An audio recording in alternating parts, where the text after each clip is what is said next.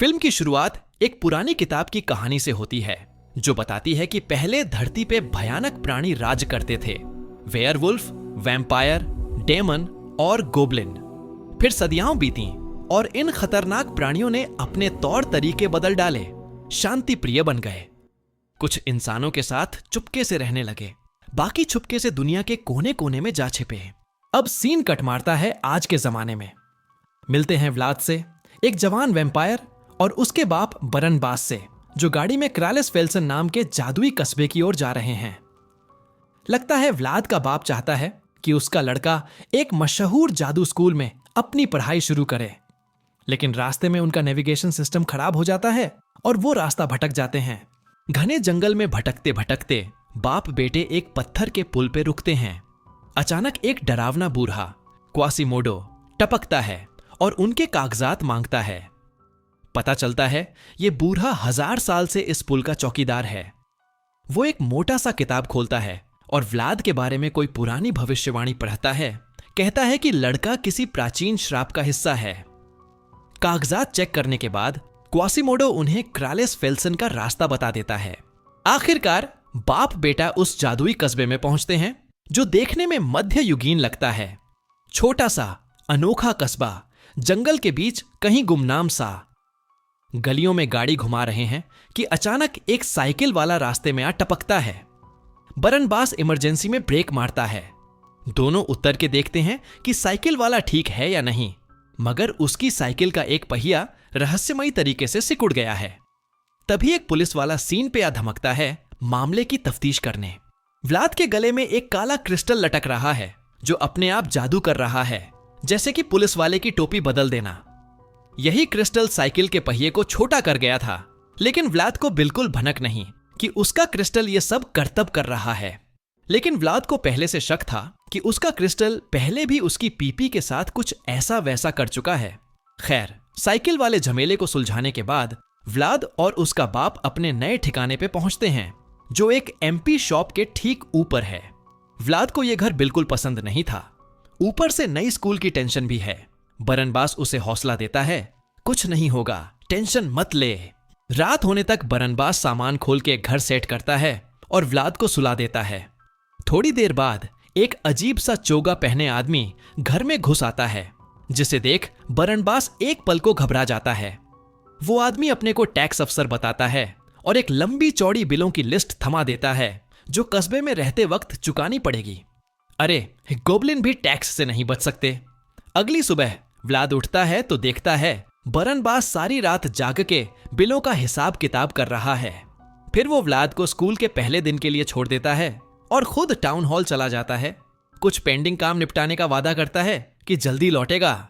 School के gate में घुसते ही व्लाद की मुलाकात एक गुंडों की टोली से होती है जो एक नए लड़के वुल्फ को तंग कर रहे हैं। तभी फे नाम की लड़की अपनी सहेलियों के साथ आ धमकती है और दोनों को उन गुंडों से बचा लेती है। इसके बाद वुल्फ और व्लाद दोस्त बन जाते हैं। वुल्फ अपने मम्मी पापा से व्लाद का परिचय कराता है जो पक्के वेयरवुल्फ हैं। वो लोग व्लाद को सूंघते हैं और कहते हैं कि उसमें से पीनट बटर की बू आती है। इधर बरनबास उन बिलों की लिस्ट से जूझ रहा है जो उसे रात में मिली थी। टाउन हॉल में एक कर्मचारी फ्रो बताती है कि नए बाशिंदों के लिए टैक्स चुकाना जरूरी है। बरनबास कहता है कि इतना बड़ा अमाउंट वो एक बार में नहीं दे सकता और किश्तों में देने की रिक्वेस्ट करता है। तभी बातचीत में कस्बे का मेयर टपक पड़ता है और कहता है कि व्लाद के गले का वो पुश्तैनी ब्लड फ्रैगमेंट बेच दे ताकि बिल चुक जाए। बरनबास को यह बात पसंद नहीं, क्योंकि वो क्रिस्टल उसके बेटे का है, सो वो कुछ वक्त मांगता है सोचने के लिए। इधर स्कूल में व्लाद अपने बाप का इंतजार कर रहा है। तभी एक चपरासी हनीपाल उसे टोकता है कि स्कूल का ओपनिंग स्पीच मिस मत करना। व्लाद मेन हॉल में घुसता है जहां हेडमिस्ट्रेस नए स्टूडेंट्स और उनके मम्मी पापा को स्पीच दे रही है। हेडमिस्ट्रेस सारे नए बच्चों को स्टेज पे बुलाती है और लाइन में खड़ा करती है। थोड़ी देर बाद बरनबास भी पहुंच जाता है और बाकी पेरेंट्स के साथ बैठता है। हेडमिस्ट्रेस अपनी किताब से एक जादुई मंत्र फेंकती है जिससे सारे नए बच्चे अपने असली रूप में बदल जाते हैं। वुल्फ बन जाता है असली वेयरवुल्फ जैसा उसका बाप। फे बनती है एक परी। व्लाद बनता है जवान वैम्पायर और वो गुंडे छोटे छोटे डिल्डो बन जाते हैं। मगर थोड़ी देर में जादू का असर खत्म हो जाता है और फे गलती से व्लाद के ऊपर गिर पड़ती है, जिससे व्लाद को हल्की चोट लगती है। अपनी चोट से खून बहता देख व्लाद को उल्टी आ जाती है। व्लाद को खांसी छींक शुरू हो जाती है, जैसे उसे कोई एलर्जी हो। स्कूल खत्म होने के बाद बच्चे शर्मिंदगी के साथ घर लौटते हैं। पता चलता है कि वुल्फ को फर से एलर्जी है, हालांकि वो वेयरवुल्फ है। ये बात उसके बाप को गुस्सा दिला देती है। उधर व्लाद वैम्पायर होने के बावजूद खून देखकर परेशान हो जाता है और फे को उड़ने से डर लगता है। इसके बाद एक मोन्टाज दिखता है जिसमें ये तीनों जादुई बच्चे अपने अपने बिस्तर पे पड़े हैं, स्कूल में मजाक का पात्र बनने की वजह से परेशान। उसी रात फ्राउ, जो एक चुड़ैल निकलती है, व्लाद के घर के बाहर पहुंचती है, उसका ब्लड फ्रैगमेंट क्रिस्टल चुराने की नीयत से। वो अपनी सुपर पावर यूज करती है, अपना हाथ लंबा करके व्लाद के बेडरूम तक पहुंचती है और क्रिस्टल चुरा लेती है। फिर वो टाउन हॉल लौटती है और क्रिस्टल मेयर को थमा देती है, मगर अचानक क्रिस्टल मेयर के हाथ से गायब हो जाता है और वापस व्लाद के कमरे में पहुंच जाता है। तब जाकर मेयर को समझ आता है कि क्रिस्टल पे एक रिकॉल स्पेल है और इसे तभी लिया जा सकता है जब इसका मालिक अपनी मर्जी से दे। अगले दिन स्कूल पहुंचते ही व्लाद देखता है कि स्टूडेंट्स एक वीडियो देख रहे हैं जिसमें फे उस पर गिर रही है। अरे ये तो बू ट्यूब का चक्कर है। क्लासरूम की ओर जाते वक्त गुंडों की टोली उसे रोकती है। वो नकली खून से सने हुए दिखावटी ड्रामे करते हैं, जिससे व्लाद को फिर उल्टी हो जाती है। अन्नापेल ये सब देखती है और तुरंत गुंडों को डांट पिलाती है उनकी इस घटिया हरकत के लिए। मगर व्लाद का सब्र अब टूट चुका है और वो फैसला करता है कि अब इस कस्बे को छोड़कर चला जाएगा, हमेशा के लिए। जंगल से भागते वक्त उसकी मुलाकात फे और वुल्फ से होती है, जो भी इस कस्बे से भाग रहे हैं। फिर ये तीनों दोस्त मिलके अपनी मंजिल की ओर बढ़ते हैं। जंगल में पैदल चक्कर काटते हुए तीनों उस पत्थर के पुल पे पहुंचते हैं, जहां क्वासिमोडो उन्हें रोक लेता है। वो अड़ जाता है कि जब तक क्रालिस फेल्सन की भविष्यवाणी पूरी नहीं होती, वो कस्बा छोड़कर नहीं जा सकते। बच्चे जब जिद पकड़ते हैं तो क्वासिमोडो एकदम से बड़ा सा ट्रोल बन जाता है ताकि उन्हें डराए। मगर इससे पहले कि वो बच्चों को कुछ नुकसान पहुंचाए, हनीपाल सीन पे टपक पड़ता है और उनकी जान बचा लेता है। फिर हनीपाल तीनों को अपने ठिकाने पे ले जाता है और गरम गरम हॉट चॉकलेट पिलाता है। बातों बातों में वो अपना असली राज खोलता है। वो कोई साधारण चपरासी नहीं, बल्कि एक जादूगर है। जब वो खाना बनाने जाता है तो बच्चे उसकी अलमारी से एक किताब चुरा लेते हैं। उसमें उन्हें बुक ऑफ ऑनल नॉलेज के बारे में पता चलता है, जिसमें भविष्यवाणी पूरी करने की सारी तरकीबें लिखी हैं। बच्चों को लगता है कि अगर वो इस किताब को हासिल कर लें और भविष्यवाणी पूरी कर दें तो कस्बे से निकल सकते हैं। बस एक दिक्कत है, ये किताब एक निषिद्ध लाइब्रेरी में छुपी है। इस जानकारी के साथ तीनों निषिद्ध लाइब्रेरी की ओर निकल पड़ते हैं। रास्ते में वो आपस में गप्पे मारते हैं, अपनी अपनी सुपर पावर के बारे में बताते हैं। तभी पता चलता है कि फे के पास हीलिंग की ताकत है। वो एक मरा हुआ पौधा ठीक कर देती है। अगर उसने पहले व्लाद की चोट ठीक कर दी होती तो शायद इतना ड्रामा ही ना होता। खैर, थोड़ी देर बाद तीनों लाइब्रेरी पहुंच जाते हैं और चुपके से अंदर घुसने में कामयाब हो जाते हैं। वहां उन्हें एक नक्शा मिलता है जो उस खास किताब तक ले जा सकता है। मगर प्रॉब्लम यह है कि लाइब्रेरी की रखवाली एक काला कुत्ता कर रहा है, जिसके 3 सिर तो नहीं थे। वुल्फ अपनी खुराक देकर उस काले कुत्ते का ध्यान भटकाता है ताकि व्लाद और फे आगे बढ़ सकें। थोड़ी देर बाद दोनों एक गहरी खाई के पास पहुंचते हैं, जिसे पार करना है लाइब्रेरी तक जाने के लिए। तभी व्लाद अपनी वैम्पायर सोनार पावर यूज करता है और खाई में छुपे अदृश्य खंभों को ढूंढ निकालता है। इससे दोनों उछल कूदकर दूसरी तरफ पहुंच जाते हैं। इधर फ्राउ बरनबास के पास जाती है और अपने लव स्पेल का जादू चला देती है, जिससे बरनबास उसकी बात मानने को मजबूर हो जाता है।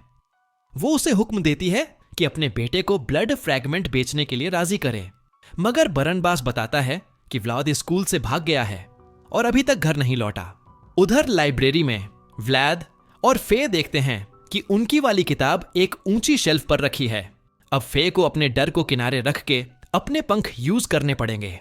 ऊंचाई से डरने के बावजूद वो हिम्मत करके उड़ती है और किताब ले आती है। इसके बाद तीनों दौड़कर लाइब्रेरी से बाहर निकलते हैं उस चौकन्ने काले कुत्ते से बाल बाल बचते हुए। फिर वो एक पेड़ के नीचे बैठ के किताब पढ़ना शुरू करते हैं। किताब में दुष्ट लॉर्ड लूसीफर की कहानी है, जो वैम्पायर, वेयरवुल्फ और बाकी राक्षसों को फिर से बुरा बनाकर इंसानों पे राज करना चाहता है। मगर इससे ज्यादा वो पढ़ नहीं पाते, क्योंकि किताब का वो पन्ना फटा हुआ है। बच्चों को अंदेशा होता है कि कुछ बुरा होने वाला है। वो हिम्मत जुटाने का फैसला करते हैं। अरे छोड़ो, अब क्या डरना। बच्चे फैसला करते हैं कि अपने मम्मी पापा को खबर करें। इधर मेयर फ्राउ के जादुई शीशे की मदद से व्लाद का पता लगा लेता है और जान जाता है कि उसके पास बुक ऑफ ऑल नॉलेज है। गुस्से में आग बबूला होके वो फ्राउ को हुक्म देता है कि कुछ भी कर, वो ब्लड फ्रैगमेंट लाकर दे। फ्राउ अपनी जादुई शेल्फ से रिवर्स कर्स निकालती है और उसे तीनों बच्चों के पीछे भेज देती है। वो जादू फटाफट उनके शरीर में घुस जाता है, जिससे वो जो बोलना चाहते हैं उसका उल्टा ही बोल पाते हैं। व्लाद जैसे ही घर पहुंचता है, उसका जादू में फंसा बाप उसे ब्लड फ्रैगमेंट बेचने के लिए मनाने की कोशिश करता है। व्लाद चाहकर भी इसका विरोध नहीं कर पाता, क्योंकि रिवर्स कर्स ने उसकी जुबान पे ताला लगा दिया है। हड़बड़ी में वो अपने कमरे में भागता है और खुद को अंदर बंद कर लेता है। बाद में तीनों दोस्त ग्रुप कॉल पे बात करते हैं। फे बताती है कि उन पर रिवर्स कर्स का जादू कर दिया गया है। अब जब मम्मी पापा से मदद नहीं मांग सकते, तो तीनों कसम खाते हैं कि ये मसला खुद ही सुलझाएंगे। उसी रात व्लाद बुक ऑफ ऑनल नॉलेज में डूब जाता है, जितना हो सके उतनी जानकारी बटोरने के लिए। पढ़ते पढ़ते उसकी आंख लग जाती है। अगली सुबह जब तीनों फिर मिलते हैं, तो सब अपने अपने ढूंढे हुए राज खोलते हैं।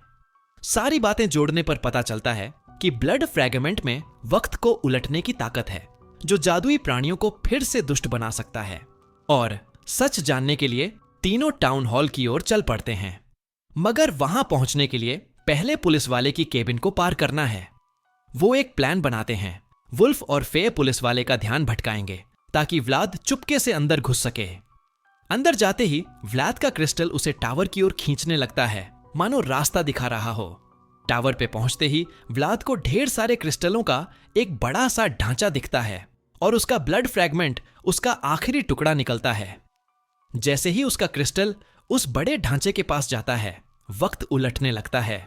उसका बैकपैक पुराने वाले वर्जन में बदल जाता है, जैसे उसका हॉटमेल अकाउंट ब्लड 4ME69 में रिवर्ट हो जाए। व्लाद फटाफट अपना फ्रैगमेंट उठाता है और वहां से दौड़ लेता है। इसी बीच मेयर और फ्राउ को व्लाद की मौजूदगी का पता चलता है और वो टावर की तफ्तीश करने दौड़ते हैं, मगर वहां कोई नहीं मिलता। मेयर तब खुलासा करता है कि वो 1000 साल से क्रिस्टल के टुकड़े जमा कर रहा है और अब सिर्फ आखिरी टुकड़े की जरूरत है। यहीं पता चलता है कि दुष्ट लॉर्ड लूसीफर कोई और नहीं, बल्कि खुद मेयर है। चूंकि वक्त थोड़ा पीछे चला गया, बुक ऑफ ऑल नॉलेज भी अपने पुराने रूप में आ जाती है और उसके फटे हुए पन्ने वापस जुड़ जाते हैं। तीनों बच्चे किताब पढ़ना जारी रखते हैं और न सिर्फ मेयर की असलियत जान जाते हैं, बल्कि यह भी पता लगता है कि उसका खतरनाक प्लान सूरज ग्रहण वाले दिन का है, जो कि आज ही है। अगले सीन में तीनों पत्थर के पुल की ओर बढ़ते हैं। दोस्तों को आखिरी अलविदा बोलकर व्लाद पुल पार करने लगता है। इस बार क्वासिमोडो भी उसे जाने की इजाजत दे देता है, मगर तभी एकदम ट्विस्ट, दुष्ट मेयर वहां टपक पड़ता है और फे को बंधक बना लेता है। वो व्लाद को धमकाता है कि 1 घंटे के अंदर ब्लड फ्रैगमेंट टावर पे ले आ, वरना तेरी दोस्त को खत्म कर दूंगा।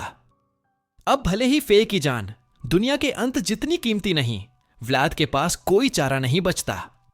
वो और वुल्फ फे को बचाने टावर की ओर दौड़ पड़ते हैं। वहां पहुंचकर व्लाद लूसीफर को ब्लड फ्रैगमेंट सौंप देता है और फे को छुड़ा लेता है। तभी सूरज ग्रहण की वजह से माहौल अंधेरा हो जाता है। मेयर वो फ्रैगमेंट बड़े क्रिस्टल में फिट कर देता है और एक लाल रोशनी निकलने लगती है, मगर इससे पहले कि क्रिस्टल जाग जाए, ब्लड फ्रैगमेंट गायब हो जाता है और वापस हनीपाल के पास पहुंच जाता है। तभी व्लाद खुलासा करता है कि उसने फ्रैगमेंट पहले ही हनीपाल को सौंप दिया था। टावर पे ये सब देख मेयर का गुस्सा 7वें आसमान पे चढ़ जाता है। वो एक एक करके तीनों पे हमला बोल देता है। पहले व्लाद को बेहोश कर देता है, फिर फे को टावर से नीचे फेंक देता है। ये देख वुल्फ का खून खौल उठता है। वो एकदम विशाल वेयर वुल्फ बनके मेयर की धुनाई शुरू कर देता है, मगर उसकी ताकत ज्यादा देर नहीं टिकती। एलर्जी का अटैक आता है और वो वापस इंसानी शक्ल में आ जाता है। मगर इससे पहले कि मेयर दोबारा हमला करे, फे वापस आ धमकती है और अपनी हीलिंग पावर से व्लाद को ठीक कर देती है। फिर व्लाद अपने वैम्पायर रूप में आता है और मेयर का सामना करने आगे बढ़ता है। वो अपनी रफ्तार का जादू चलाता है, लूसीफर को चकमा देकर डार्क क्रिस्टल के ढांचे पर गोली चलवाता है, जो उलट के मेयर को ही लग जाती है। इससे मेयर एक क्रिस्टल बन जाता है और फट से फट जाता है। कमाल है। खतरा टलने के बाद तीनों नन्हे हीरो टाउन हॉल से बाहर निकलते हैं और हन्नाह पेल उनके पास आती है और व्लाद को उसका ब्लड फ्रैगमेंट वापस कर देती है। फिल्म यहीं खत्म होती है जब तीनों जिगरी दोस्त साथ चलते हुए अपने ग्रुप का नाम सोचने की बात करते हैं। ऐसी और वीडियोस के लिए सब्सक्राइब करो, नोटिफिकेशंस ऑन करो और कमेंट में बताओ कैसी लगी फिल्म।